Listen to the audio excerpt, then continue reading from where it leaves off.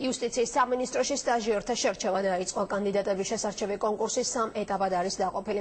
მსურველებს ზოგად უნარებში ცდიან, რის შემდეგაც ისინი უკვე პროფესიულ ტესტირებასა და გასაუბრებას გაევლიან. კანდიდატებს დღეს კომპიუტერული პროგრამის დახმარებით პირველი ტესტირება ზოგად უნარებში უტარდებათ. კონკურსის პირველ ეტაპზე სულ 823 კანდიდატი მონაწილეობს. საქართველოს პროკურატურა სტაჟირების პროგრამას ყოველწლიურად ატარებს. სტაჟიორთა კონკურსის მიზანი ახალი კადრების მოძიებაა. რამდენიმე წელია წარმატებით მიმდინარეობს საქართველოს პროკურატურაში სტაჟიორ პროკურორის კონკურსი. ეს არის საშუალება ყველა ნებისმიერი ნიჭიერი იურისტისთვის მიიღოს მონაწილეობა ამ კონკურსში და საკუთარი ცოდნის და კვალიფიკაციის შედეგად და საფუძველზე დაიმკვიდროს ღირსეული ადგილი ჩვენ სისტემაში ყოველგვარი პროტექციონიზმის, ნათესაობის და კორუფციის გარეშე.